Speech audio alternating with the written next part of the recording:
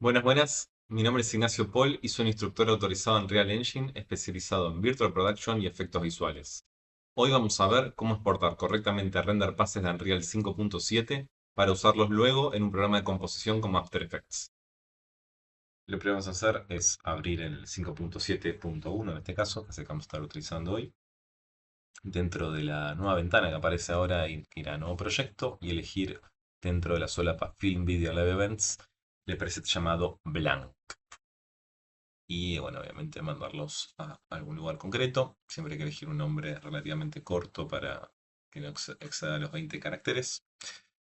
Y una vez que creamos el proyecto, este template nos va a permitir ya tener varias cosas habilitadas que utilizando cualquier otro template no estarían habilitadas por default. Lo que sí necesitamos doble chequear es que esté el Movie Render Queue habilitado y sumar aquí este plugin de Movie Render Queue Additional Render Passes para disponer de otras pasadas extras que vamos a estar necesitando. Vamos a estar utilizando este escenario, es llamado Cigar Room Environment, que lo pueden conseguir en Fab, simplemente para tener algo para ir probando distintos objetos en distintas profundidades y que nos sirva. Una vez que los agregamos al proyecto, vamos a abrir y vamos a hacer un par de seteos iniciales para dejar todo en orden. Les recomiendo siempre dejarse mano la interfaz. Esta es mi preferencia personal, obviamente, pero la verdad que tener en una lista en el outliner todas las cosas visuales a la izquierda me resulta mucho más simple, ya que después en details a la derecha hay un montón de otros detalles que vamos a necesitar de cada objeto.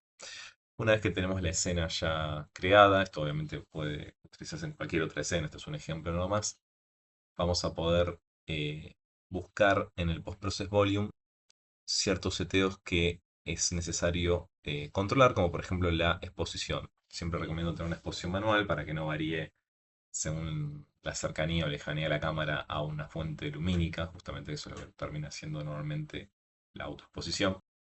En este caso, en esta escena, vamos a estar acomodando también para que no haya flares. Como verán, hay mucha luz volumétrica también, que para todo lo que es el render multipases va a estar complicando un poco la composición justamente en un programa como After Effects. Así que idealmente ahora vamos a estar apagando estas luces volumétricas que están viendo que están por todos lados, simplemente para simplificar un poco lo que es este tutorial.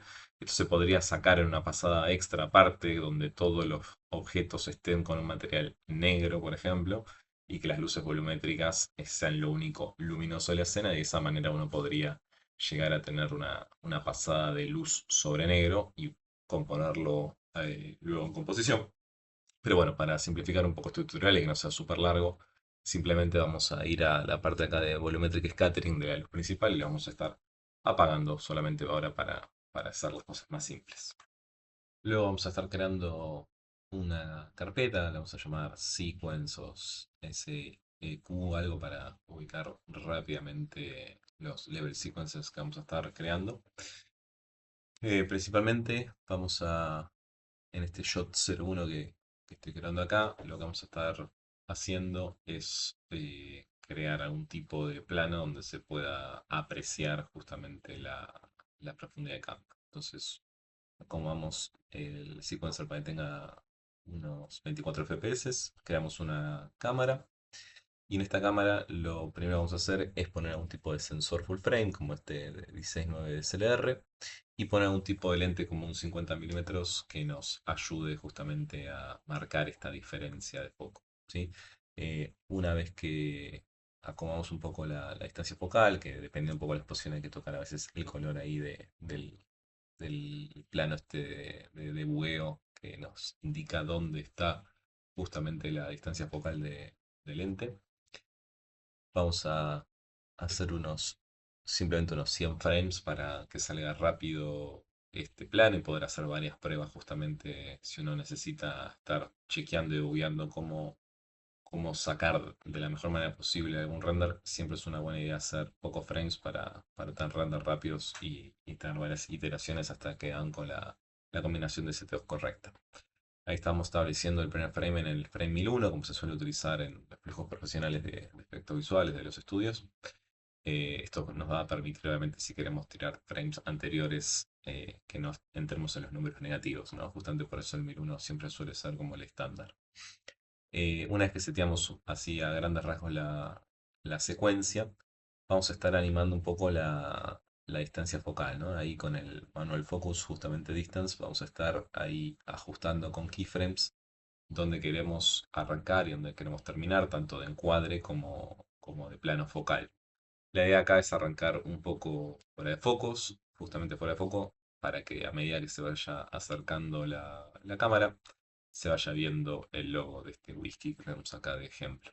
Así que vamos a estar ahí animando un par de keyframes, nos vamos a asegurar de que el movimiento arranque de manera lineal y que se vaya deteniendo hacia el final el plano. Y vamos a estar estableciendo también ahí la distancia focal, justamente para que caiga donde necesitamos a medida que se va acercando y frenando y suavizando el movimiento hacia el final. Así que con un par de keyframes simplemente ajustamos eso y esto nos va a estar sirviendo más que nada de referencia, ya que la idea de este ejercicio es que vean que lo que uno más o menos anima aquí en Unreal, después se puede llegar a replicar en un programa de composición como After Effects o Nuke. En este caso vamos a estar usando After y vamos a ajustar también luego manualmente con las opciones que nos da el programa de composición donde queremos determinar la profundidad de campo. Acá tenemos ya prácticamente corriendo el plano que vamos a estar rendereando y esto es lo que quisiéramos después recrear una vez rendereado este plano. Siempre es una buena idea salvar desde ya y vamos a estar, para poder exportar justamente un plano así, la idea es pensar que ciertas cosas como la profundidad de campo, el motion blur y otro tipo de postprocesos que realiza Unreal, ¿sí? eh, no siempre es una buena idea que se rendereen en el render beauty, como se le llama el render final que uno saca de un programa de 3D, sino que siempre es una buena idea que ciertas cosas, justamente como las que acabo de nombrar, se puedan controlar en composición posteriormente. Un consejo que siempre doy es que se utilice un flujo de color racional como el de Ocio u OpenColor.io. Y acá un pequeño truquito, si ya vieron mi tutorial del año pasado, donde hablaba un poco de cómo utilizar el espacio de color Ocio y todo lo que es ACES dentro de Unreal Engine. Acá les recuerdo que hay una página que se llama OpenColor.io Quick Start, donde tienen las tres líneas estas que estoy marcando ahí, que son como unas líneas que uno puede copiar y pegar cuando uno crea una nueva configuración de ocio, para contar con más opciones de interpretaciones o IDTs también, como se lo suele llamar, de distintas cámaras del mercado, como Red, Sony, Panasonic, etcétera. Y va a tener muchas más opciones si utilizan esta opción llamada Estudio, que es la que tiene más justamente configuraciones. Aparte, esta va a ser la que luego vamos a estar utilizando en After Effects y vamos a estar utilizando justamente las mismas opciones. Acá lo importante es elegir los espacios de color, ¿sí? Que van a ser el Working Color Space y el ACCG, y el espacio, digamos, de visualización, ¿sí? Que normalmente cuando estamos trabajando en monitores de una PC o si no estamos trabajando en algún tipo de monitor profesional, normalmente va a ser el estándar RGB normal. También me gusta sumar el RAW para tener una opción ahí para visualizar. Y el Rec 709 suelen ser más para monitores profesionales de broadcast o televisores, justamente. Así que con esos espacios ahí determinados, hagamos el Ocio Config y una vez que tenemos mínimamente seleccionadas estas salidas, digamos, o interpretaciones de color, con eso vamos a poder justamente utilizar todas las opciones luego. Ahí también sumé la línea Rec 709 o estándar RGB, ya que si uno no quiere estar utilizando Ocio o ACES luego en algún programa de composición, puede salir con ese espacio de color y utilizar un flujo más tradicional. También lo que vamos a estar haciendo acá es seleccionar el Ocio Display, las opciones que nos da acá para configurar el viewport de Unreal, ya que Unreal en sí utiliza una curva, un tone mapping, digamos como lo llaman acá, que no sigue exactamente un estándar de los conocidos, entonces siempre es una buena idea configurar el viewport con un estándar RGB, en este caso, para tener un estándar similar de visualización a lo que después vamos a estar viendo en composición. Acá también está bueno entender que ciertos objetos, como por ejemplo los objetos con un material translúcido, ¿sí? Hay que tener cierto tipo de recaudos, ya que primero de todo, como están viendo acá, no desenfoca de manera correcta, porque los materiales translúcidos tienen una opción de pasada de translucencia que puede ser antes o después de la profundidad de campo. Entonces, una buena idea acá es ponerlo antes de la profundidad de campo para que respondan perfectamente. Pero estarán viendo acá que si vamos a los buffers y seleccionamos la profundidad de nuestra escena, el scene depth, el vaso, digamos, el material translúcido no aparece dentro de esta pasada. Entonces, acá si uno justamente setea estas cosas que estoy marcando en el material, va a poder lograr que aparezcan dentro de esta pasada. Justamente acá están viendo que una cosa importante es, más allá de tildar esa opción, que la opción de opacity más clip value tenga un valor menor al que estaba en este caso, que era 0.2, en este caso es 0, justamente para que no esté clipeando, ¿sí? Y no esté sacando la opacidad y por ende no aparezca dentro de nuestra pasada de profundidad, ¿no? Así que ahí les dejo un par de seteos para que tengan en cuenta, para que esto funcione. Y ahora con los tics correctos, como vemos acá, el material translúcido funciona perfectamente al desenfoque y también figura en lo que sería el buffer o la pasada de profundidad, ¿no? Esto es recomendable hacerlo con todos los materiales translúcidos, idealmente, ¿sí? Así que nada, este mismo proceso lo voy a estar repitiendo acá en los distintos materiales translúcidos que tenemos acá en la escena.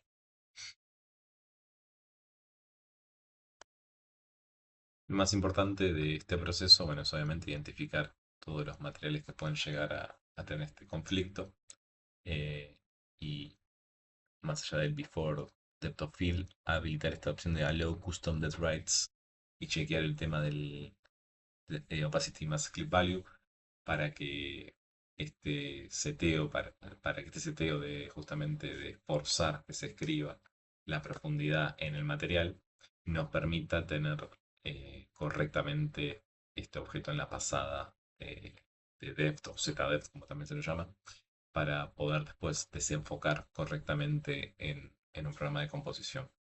Después todos los objetos volumétricos, como es el caso de este cubo que tiene un material que si se fijan en el domain, ¿no? De este material, sí, es un volumen, ni siquiera es un surface.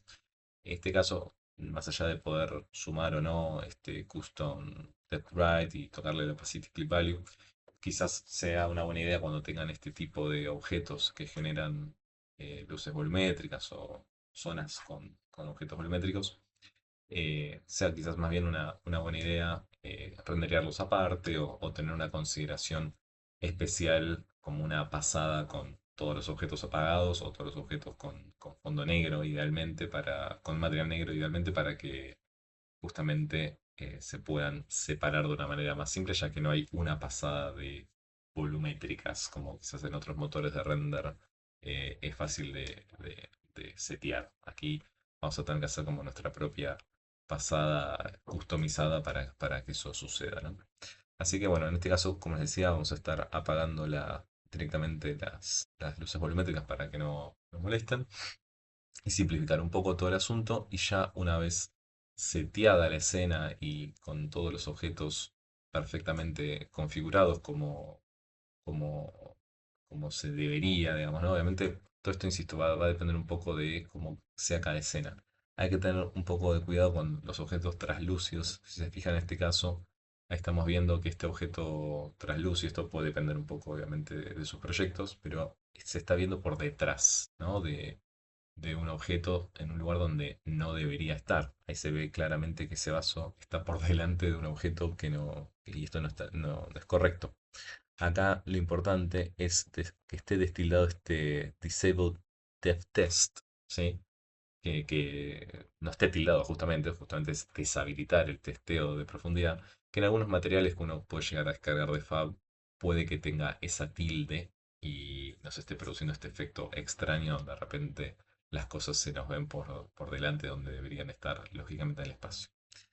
Una vez que tenemos todo seteado, vamos a mandar al Render Movie Queue y vamos a setear un par de cosas. Como vemos acá, el Defer Rendering, sí que es el tipo de motor de render que vamos a estar utilizando dentro de Unreal, nos permite sumar varias pasadas, como en este caso la de Object IDs, que es algo que sumamos cuando tildamos ese plugin de pasadas adicionales al principio.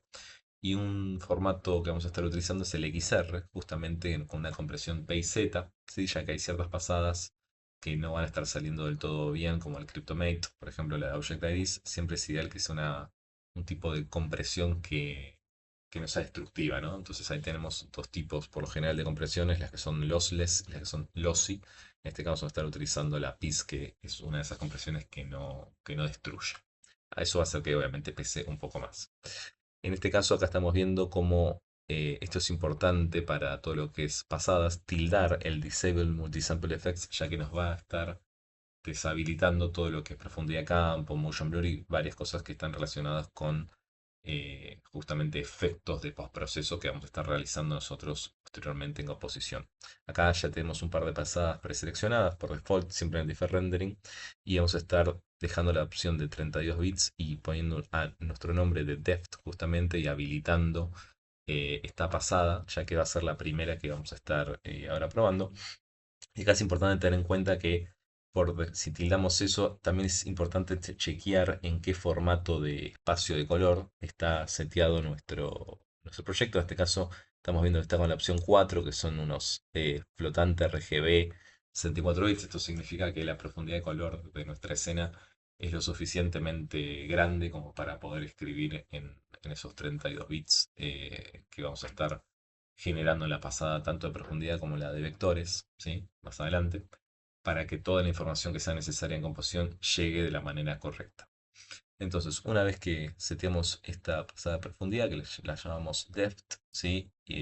Vamos a estar sumando también lo que es el seteo de color. ¿Sí? Acá en el color output vamos a buscar nuestra configuración de ocio, le vamos a estar poniendo Working Color Space en nuestra source, digamos, en nuestra fuente, ya que es el espacio de color de Unreal. Y en la salida vamos a estar utilizando ACCG y no hay que olvidarse jamás de tildar el Enable Ocio, que eso hace que justamente no solo se active esto, sino que se deshabilite lo que es el Tone Mapper, ¿sí? Y de esa manera nosotros vamos a estar controlando el color con Ocio. También es importante agregar seteos de anti-aliasing, ¿sí? En este caso, para, para agregar motion blur y agregar ciertas cosas en postproducción, le vamos a estar dando más espaciales que temporales, ¿sí? Para darle la calidad necesaria, 8 en espaciales, 1 en temporal, ¿sí? Y esto nos va a permitir justamente que los frames no se blenden entre sí, las distintas pasadas para generar el frame, ¿no? Así que al ponerle más espacial nos va a ayudar a ganar calidad con eso.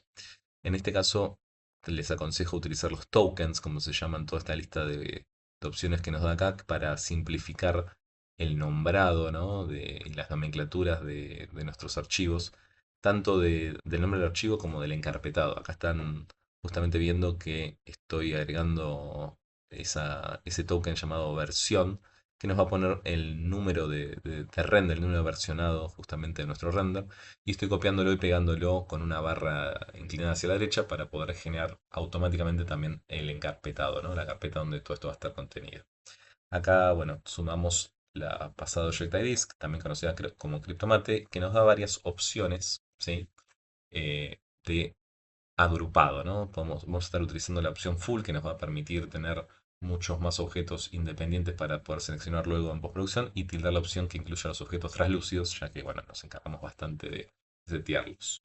Una vez que rendereamos con este seteo, el render debería salir relativamente rápido, vamos a ir a After Effects y vamos a configurar también el mismo espacio de color óseo con la misma versión 1.3 Studio en este caso, que fue la que utilizamos previamente, y a 32 bits. El espacio, digamos, de visualización va a ser un estándar RGB, ya que tenemos un monitor de PC delante nuestro. Y vamos a importar con esta opción idealmente ya a 24 FPS para que cada secuencia que importemos automáticamente el After Effects nos traiga con esa cadencia de cuadros por segundo para que siempre que importemos esto ya esté resuelto. Si renderíamos bien, fíjense que ya está el nombre de la versión 001, ya pusimos el token de manera correcta.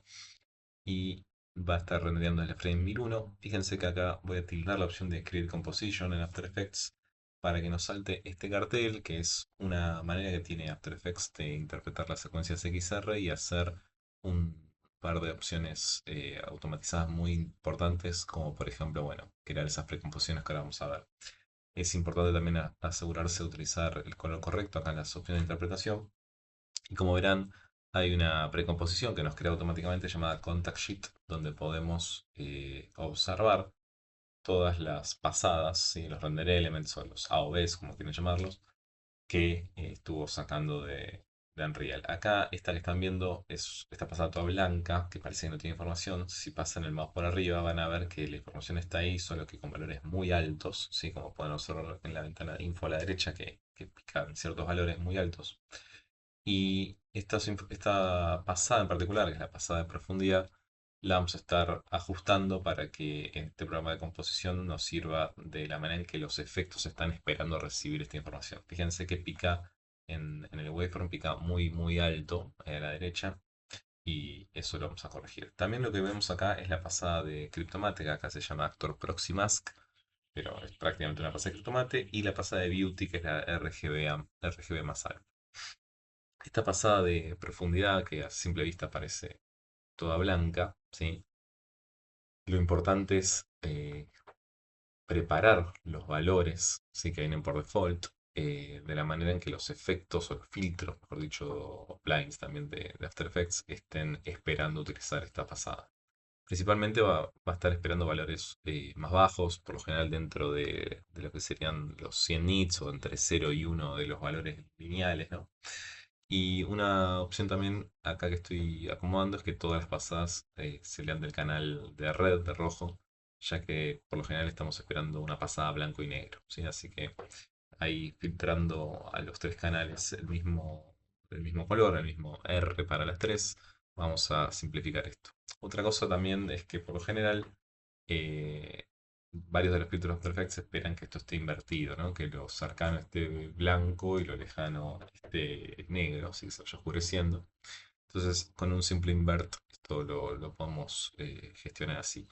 Y jugando con el white point, esta opción que estoy moviendo ahí en el filtro se llamado Extractor, que es la manera en que tiene After Effects de interpretar estas pasadas en XR, podemos determinar los valores máximos y mínimos tanto de los valores de negros como de blancos. Dejándolo en un valor más o menos como el que acabo de dejar recién aquí, vamos a lograr que teniendo el waveform a la derecha podamos dejar casi toda la información entre 0 y 1, ¿no? De valores lineales. Para poder desenfocar en postproducción, dependiendo del programa, uno puede utilizar distintos filtros. En el caso de After Effects, un filtro nativo, que no es del todo bueno, ahora vamos a ver, vamos a hacer una comparativa, es este llamado Camera Lens Blur. Este viene por default en After, no hay que instalar nada, y simplemente agregándole una capa de ajuste y diciéndole que lea el blur map desde un layer que es nuestra precompo de ZDF, digamos, con la capa de ZDF dentro, podemos jugar con la Blur Focal Distance y determinar el punto de la distancia focal que nosotros queremos justamente poner en foco. Notarán que es bastante pesado en general, no es nada liviano este filtro. Y bueno, en este caso ahí simplemente están viendo que está desenfocado la pasada de Z, que esto no es algo importante, simplemente si le ponen un solo, ahí van a ver que los valores de blancos sí están en un 0,89 aproximadamente, el valor de grises, mejor dicho, ¿no? De donde estaría aproximadamente el logo, ¿sí? Ya que esto va de 0 a 1, ya que lo estuvimos ahí normalizando antes. Entonces, si nosotros queremos poner la etiqueta en foco, simplemente ponemos 0,89 y ahí, respetando el mismo valor de profundidad de grises, se va a estar poniendo el foco donde nosotros queremos. Obviamente, esto cambia a medida que la cámara se acerca o se aleja, ¿sí? Y por ende ese mismo número, ese mismo valor, no va a servirnos para el principio del plano. Entonces, aquí me gustaría ver la comparativa de lo que habíamos hecho justamente en Unreal previamente. Y nosotros habíamos hecho un par de keyframes para animar la profundidad, ¿no? De la distancia focal, para lograr que el foco se ponga más o menos por la mitad y hacia el final en la etiqueta. ahí al principio el foco estaba mucho más cerca y por ende estaba mucho más desenfocado justamente y eso hace que se generen esos bokeh, ¿sí? Que estamos viendo que el bokeh, esas bolitas de luz, tienen 7 lados. Entonces también es una buena idea poner ahí un heptagon, que sería como un polígono de 7 lados básicamente, para replicar la misma forma que tenemos en Unreal si es lo que queremos, ¿no? Obviamente dejarlo lo más parecido posible. También van a notar que tildando esta opción de usar espacio lineal o no, van a tener unos brillos mucho más notorios, ¿no? En los highlights específicamente, que si nos ponemos a ver acá en, en Unreal no eran tan elevados. Entonces en este caso yo lo voy a estar dejando destildado. Fíjense que bueno, ahí al final está perfectamente en foco, pero si nos ponemos a analizar tanto el cigarro como el vaso, no tienen la misma cantidad de desenfoque. Entonces, una cosa que podemos hacer es, en el programa de composición, justamente, ingresar a la pasada de profundidad, ¿sí? Al ZDF mismo, y dentro de esta pasada, nosotros podemos con un simple levels, ¿sí? Un level que le vamos a estar, en algunos casos se puede incluso hasta animar si es necesario, pero simplemente generando un poco más de contraste para tener justamente más negro y blanco, más negro lo lejano y más blanco lo cercano. Fíjense cómo se puso mucho más blanco el primer objeto hasta la derecha, ¿sí? Vamos a tener mucho más contraste y eso va a generar una profundidad de campo mucho más acotada justamente. Entonces ahora corregimos el valor de grises y fíjense cómo más o menos logramos tener un poco más de desenfoque, ¿sí? En estos objetos cercanos. Justamente el vaso y el cigarro ahí están teniendo un poco más de parecido, pero como que todavía le falta un poco más. Entonces podemos seguir ya sea jugando con el levels, ¿sí? Para llegar a un resultado un poco más parecido, o incluso también podemos jugar un poco con el Blue Radius, que lo que va a hacer es a partir de esa misma profundidad de campo que nosotros determinamos con esa pasada de grises, ¿sí? Ese degradé de profundidad, podemos desenfocar aún más para tratar de empatar este bokeh, este desenfoque entre un software y otro.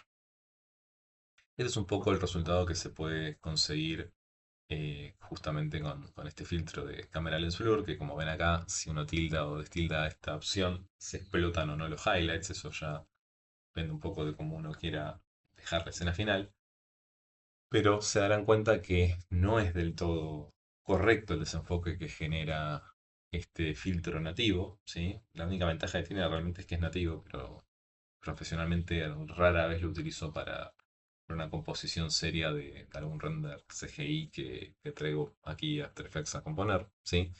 Y el resultado que vamos a lograr es bastante pobre en cuanto a bordes, ¿no? Especialmente en este tipo de planos donde hay mucho desenfoque y los bordes, como notarán, quedan medio extraños, ¿sí? Esto es algo bastante común con muchos filtros de desenfoque, pero si se ponen a ver ahí ciertos bordes que vemos, por ejemplo, en esa zona que estoy marcando, ¿sí?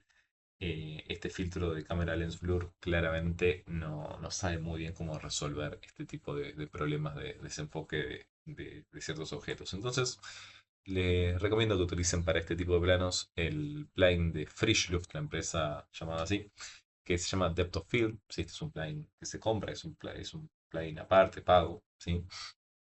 Y una vez que lo instalen, utilizando incluso la misma pasada de profundidad, fíjense que con el mismísimo degradé de ZDF logramos con mucho menos seteos incluso llegar a algo más rápido, ¿sí? Algo similar pero incluso mejor en cuanto a bordes, que tiene esta opción de seleccionar la profundidad simplemente haciendo clic y no teniendo que poner a mano nosotros el valor de escala de grises, lo cual simplifica mucho este proceso. Y como verán, simplemente con un par de clics se puede llegar a un resultado mucho más parecido. Acá tenemos la misma opción de Gamma Correction para ver si justamente nos exageran o no los highlights, ¿sí? En este caso. Y si nos ponemos a comparar entre el Unreal y el After Effects, justamente van a ver que haciendo un par de ajustes, ¿sí? Simplemente en este caso jugando con lo que sería el depth buffer, acá hay un par de opciones muy interesantes que nos permite, por ejemplo, determinar automáticamente esa profundidad, poner la mano o invertirla, inclusive para justamente si esto era yéndose hacia negro o yéndose hacia blanco la profundidad, con ese tick a invert podemos jugar. Pero tiene esta opción de curva, ¿sí? Que acá lo voy a poner en un valor un poco más alto, justamente, para exagerar un poco esa profundidad de campo. Y fíjense que exagerando la curva, ¿sí? Exagerando con esta opción, logramos una profundidad de campo un poco más similar a la que estamos buscando justamente que se parezca un poquito más en Unreal, ¿no? Así que ahora animando un poco el focal point o la distancia focal para que mediante un par de keyframes generar algo similar a lo que habíamos hecho justamente en Unreal, donde profundidad de campo al principio, o mejor dicho, la distancia focal estaba mucho más cerca de cámara y por ende los objetos se enfocaban mucho más. Aquí con un par de keyframes podemos replicar la misma lógica. Ahí está, focal point, le vamos a poner valor aproximadamente de 100 más o menos, por ahí. Quizás un poco menos, 60, ¿sí? Para que se parezca mucho más el desenfoque. Fíjense que es una buena idea tener la comparativa, en este caso, si queremos replicar. Y en el caso de acá del inicio, prácticamente estamos llegando a un resultado bastante similar, quizás un poquito más cercano todavía, ayude a la cantidad de desenfoque, en un 50 está aún más parecido, ¿sí? Y una vez que tenemos justamente estos valores lo más similares posibles, vamos a hacer ahora lo mismo con el último plano, que fíjense que está relativamente, el desenfoque es muy similar, fíjense cómo ese habano, ese cigarro que está cerca, se parece mucho más ahora. Y con un resultado así podemos tranquilamente empatar lo que estábamos haciendo en Unreal. Nada, con esto uno acá estamos viendo la comparativa entre justamente el Camera Lens Blur y este plugin de la empresa FreeShift. Fíjense cómo mejora absolutamente todos los bordes, ¿sí? Así que nada, esto es un plugin que les recomiendo justamente para generar una profundidad de campo y que los bordes de los objetos CGI por lo menos no se rompan tanto como lo hace el Camera Lens Blur. Así que aquí estamos viendo un poco el resultado final de aplicar esta capa de desenfoque, de profundidad de campo, ¿sí? Y obviamente le podemos hacer los keyframes intermedios, ¿no? Para dejarlo exactamente igual a lo que habíamos hecho en Unreal, donde el foco se ponía desde la mitad de la duración del plano. Y ya hacia el final, obviamente, se lee perfectamente el logo, el logo del whisky. Y ya con esto podemos dar por cerrado un poco este plano que logramos componer aquí, generando un desenfoque 100% en postproducción, ¿sí? En un programa de composición como After, donde ¿cuál es la ventaja quizás que podemos encontrar de hacer esto? Bueno, prácticamente la ventaja es determinar justamente la profundidad de campo luego y no tener que volver a tirar el render, ¿no? Si en el render de Unreal es bastante veloz y volver a tirar un render no sería un problema, ¿sí? En ciertas escenas donde la duración es mucho mayor o donde, por ejemplo, hayamos utilizado una mayor calidad de anti-aliasing, por ejemplo, en el sampleo de 8.1 que hicimos antes, utilizar, no sé, valores mucho más altos como, no sé, 64.1, que empieza a tardar mucho más en render, bueno, ahí sí es un buen punto para tener en cuenta que esta cuestión del desenfoque se puede resolver en postproducción y no tiene que estar determinada por el artista en Unreal, sino que el mismísimo compositor lo puede utilizar y acomodar a gusto para, por ejemplo, empatar algún tipo de fondo virtual o algún tipo de objeto virtual que tenga que empatar con algo filmado, ¿sí? De algún plate o de algo que se haya utilizado una cámara real. Bien, una vez cerrado lo que es la profundidad de campo y la pasada esta vez, vamos a estar viendo esta que es la de Cryptomatte, ¿sí? Acá estamos viendo que siempre en After Effects conviene duplicar la pasada original de Cryptomatte para, por las dudas que queramos acceder a la información original. Esto es una recomendación, lo pueden tomar, lo pueden dejar, pero prácticamente al duplicar la capa original, ¿sí? Vamos a permitir que toda esa metadata de Cryptomatte no se destruya y que esté siempre dentro del filtro de la pasada original. Acá lo duplico la precompo y justamente para utilizar el Cryptomatte entramos a la composición, tocamos el efecto y haciendo simplemente un clic con el efecto seleccionado ahí en Effect Controls, simplemente con un clic podemos seleccionar objetos, con Shift sumamos y con Alt restamos si queremos seleccionar de varios objetos. Y a esto me refería con la metadata, que ahí está toda la data de los objetos que uno puede seleccionar y incluso puede agarrar todos esos archivos de texto y escribirlos si quisieran, ¿no? Copiando y pegando los textos ahí arriba en la parte de seleccionado. Y podrían hacer selecciones a veces mucho más rápidas o automatizadas con algún tipo de script.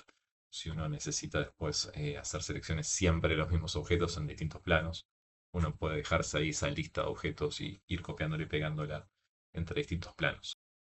Así que prácticamente aquí tenemos lo que sería la selección por objeto y tenemos un par de opciones como el Mate Colors o el Mate RGBA que nos deja el objeto con color y con alfa o el Mate Only que nos pone un objeto blanco y negro. La diferencia justamente entre este y el otro es que el Mate Colors versus el Mate Only uno tiene alfa y el otro no, es simplemente un fondo blanco y negro sin ningún tipo de transparencia, lo cual lo hace más liviano y más rápido para leer en un programa de composición. Aquí lo que vamos a estar utilizando es en este caso, una capa de ajuste, ¿sí? Que vamos a poner simplemente para hacer una pequeña corrección de color, ¿sí? Le vamos a poner CC Lamp para que esta capa de ajuste sea la que utilice la información, ¿sí? A partir de estas opciones de TrackMate que tiene After Effects, utilice la información del layer llamado MateLamp que creamos recientemente con el CryptoMate. Y aquí vamos a hacer clic en Luma Mate, cosa que utilice la luminancia y no el alfa, ya que hicimos justamente esa opción de blanco y negro sin alfa. Y al hacer eso, aplicando un efecto, por ejemplo, un Hue Saturation, simplemente al estar levantando la información blanca de luminancia justamente de la lámpara que seleccionamos, podemos ya sea invertir o dejarlo tal cual como está para aplicar a ese objeto en particular o a la inversa de ese objeto el efecto que nosotros queramos. En este caso, lo bueno de esto es que obviamente que el tomate es a lo largo de todo el plano, ¿sí? Es como una máscara entre comillas animada que tiene consistencia. Y acá simplemente haciendo un pequeño ajuste de tono, ¿sí? Lo estamos haciendo un poquito más rojo para que se parezca al color del whisky, ¿sí? Y quede un poquito más integrado esa lámpara, que no sea tan dorada. Así que una vez que aplicamos la profundidad, pues siempre como el último proceso arriba de todo, en este caso en After Effects, es un programa de composición por capas, podemos obtener una escena como esta. Así que siempre es una excelente idea salvar desde ya. Pero podemos obtener justamente una escena como esta donde hicimos un desenfoque y un cambio de color de un objeto en particular en After Effects utilizando la pasada de Depth que creamos nosotros y también la pasada de Object ID o de Cryptomate como lo suelen llamar en los distintos programas de composición. Acá estamos viendo de nuevo en Unreal otro plan, otro level sequence donde vamos a estar justamente evaluando el tema del motion blur, ¿sí? Lo principal es asegurarse que en la visibilidad del viewport esté por lo menos visible y tildado el post-processing justamente con la opción de motion blur, pero también en los project settings es fundamental que esté tildada la opción ahí de motion blur en las opciones de rendering, ¿sí? Del engine, ya que si no, por default no siempre vienen habilitadas y ahí van a ver que justamente en las aspas de este ventilador se empieza a notar el desenfoque de movimiento, ¿sí? Que se empieza a mezclar un objeto con el fondo por el movimiento veloz, ¿no? El desenfoque es justamente el movimiento veloz de estas aspas del ventilador. Una buena opción también es asegurarse de que el amount de motion blur esté en un valor que a nosotros nos sirve. En este caso estoy exagerando en uno con un CIBAR, pero normalmente un valor por default es 0.5, eso equivale a 180 grados de shutter prácticamente. Así que 0.5 es un valor default, eso es un buen número para estar seguros de que nuestro motion blur está activo de esa manera. También ahí en el Buffer Visualization uno puede observar la pasada de Velocity, ¿no? Que es la que nos va a estar de alguna manera exportando ahora el Unreal para ser usada en postproducción y utilizada con algún tipo de filtro o plugin en los distintos programas como New Capture, uno puede justamente desenfocar, ¿sí? Generar este motion blur en post sin necesidad de darle más pasadas aquí al render de Unreal. Es importante que esta opción de Write During Base Pass esté habilitada en el proyecto. Esto nos obliga a restartear, ¿sí? Pero esto nos va a permitir que va a salir correctamente esta pasada de velocity en el la secuencia XR que vamos a estar justamente exportando. Acá voy a estar utilizando los mismos seteos que estamos utilizando en el plano anterior. Simplemente aquí le estoy habilitando en la segunda pasada, ¿no? Acá en el segundo render pass le estoy dejando el motion vectors y le estoy tildando los 32 bits y que está habilitado. El resto es prácticamente lo mismo. ¿Sí? No hay ninguna otra variación de color ni anti-aliasing, pero acá le agregué el console variable de velocity output pass, ¿sí? En 1 para que de esa manera esté forzado que se escriba justamente la pasada de velocity en la salida de este render. ¿Sí? Esto es una recomendación que hace justamente la documentación oficial de Unreal, así que es una buena idea respetarla.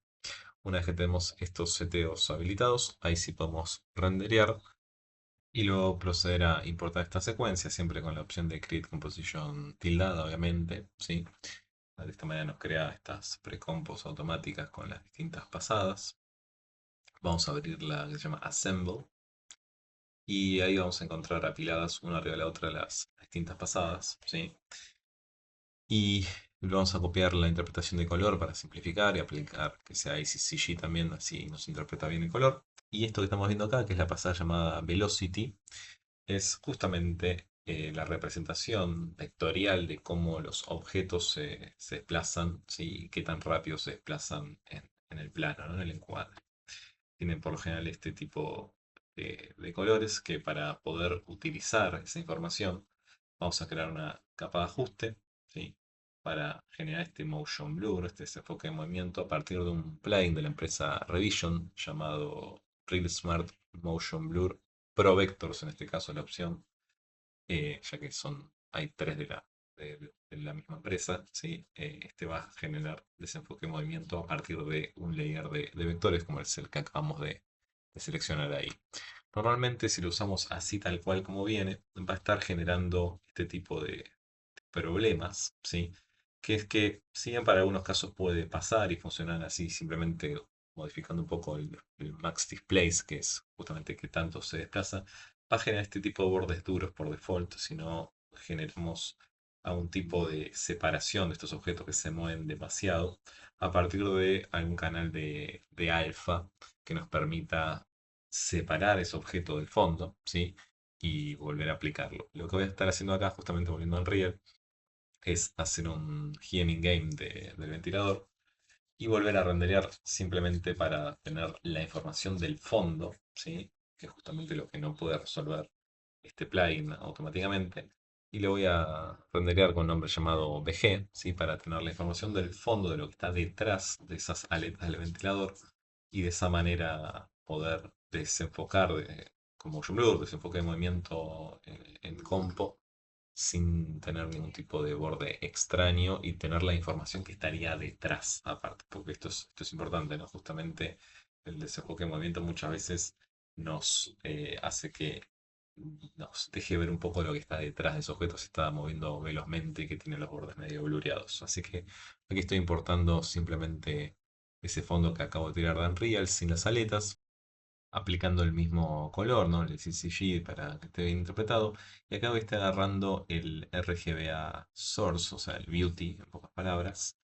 Y con esto vamos a tener entonces la opción con y sin aletas de ventilador para poder generar ese desenfoque de movimiento y que esté la información por detrás. Lo primero que voy a hacer para que esto funcione es de mi render original duplicar la pasada de Cryptomate y la vamos a llamar en este caso mate ventilador para saber que esto justamente nos va a dar la información, ¿sí? Del ventilador. La opción de CryptoMate en este caso, si se fijan, nos conviene incluso seleccionar obviamente las aletas desde el vamos, pero si utilizamos la opción de Mated RGBA, ¿sí? Esto nos va a dar el render tal cual como está, el beauty de alguna manera, con el alfa, con el recorte que necesitamos. Así que esta pasada de mate ventilador nos va a ser muy útil, ya que esta simplemente es el ventilador por separado. Y si simplemente le ponemos por arriba el render sin las aletas, prácticamente llegamos al mismo resultado. Si se fijan, el Motion Blur, si yo lo aplico así en esta precomposición, nos va a estar igualmente generando el mismo efecto. Así que lo que voy a hacer es precomponerlo justo junto con la pasada de velocity por un lado y con la de mate ventilador, ¿sí? Así que las tres cosas me las voy a llevar a la misma caja. La vamos a llamar esta precomposición ventilador, de tal manera que aquí adentro coexistan estas tres pasadas nada más, o estas tres capas, mejor dicho. Y en el efecto del Smart Motion Blur, ahora al aplicar el desplazamiento, fíjense que todavía sigue haciendo esta cuestión extraña de bordes. ¿Por qué? Porque si bien está recortado solamente el ventilador, la pasada de Velocity también tiene un fondo que habría que agujerearle con esta misma precomponente ventilador, el alfa. Y al hacer eso, fíjense cómo mejoran exactamente y se obtienen los bordes que estaríamos esperando, ¿no? De este tipo de objeto moviéndose tan rápido cerca de cámara, tal como es un ventilador, ¿sí? Y se genera perfectamente el tipo de desplazamiento de vectores como uno esperaría. Acá en este caso voy a poner un valor, por lo general siempre me gusta poner la mitad de lo que sería el ancho del lienzo, que es 1920, así que pongo 960, por lo general da un resultado bastante acorde a lo que uno espera, ¿sí? Esto depende obviamente de dónde venga el render, de cómo se tiraron esta pasada de Velocity con distintos motores de render, en este caso Unreal funciona bastante bien con esta lógica, pero si se fijan ahí logramos que este ventilador tenga la información correctamente aplicada de la pasada de Velocity, ¿sí? Y que los bordes y la manera en que se mezcla este objeto con el resto de la escena funcione como uno estaría esperando que una pasada de desenfoque de movimiento funcione en un programa de composición. Este tipo de pasadas suele ser complicado de aplicar para objetos que se mueven muchísimo y cerca de cámara, justamente porque si uno no cuenta con esta doble información, ¿no? Con la información del fondo limpio y con el objeto por separado en algún tipo de capa que lo recorte con alfa o algo por el estilo, no siempre se suelen obtener estos resultados correctamente. Así que siempre es una buena estrategia, ya que encima los renders de Unreal son tan veloces, generar uno un render con y otro sin justamente esta información del objeto moviéndose veloz. Y de esa manera tendremos mucha más libertad en composición al momento de estar componiendo con la pasada de Velocity. Y en detalle podemos observar, por ejemplo, en este frame, cómo los bordes se meten un poco hacia adentro, ¿no? Si comparamos con el render original, sin motion blur, ven que con la pasada de Velocity lo que sucede es que los bordes se terminan como transparentando hacia adentro, dependiendo obviamente hacia dónde se desplace el objeto. Y es por eso que es muy útil tener siempre un render con y un render sin ese objeto, para que al aplicarlo, ven que se perciba correctamente detalles como son. Así que aquí tenemos el resultado final del plano corriendo y ven que fluye perfectamente como lo esperábamos. Bueno, este fue un paso a paso de cómo exportar correctamente render passes de Unreal 5.7 y cómo usar cada uno de ellos en After Effects. Espero que les haya gustado. Hasta la próxima.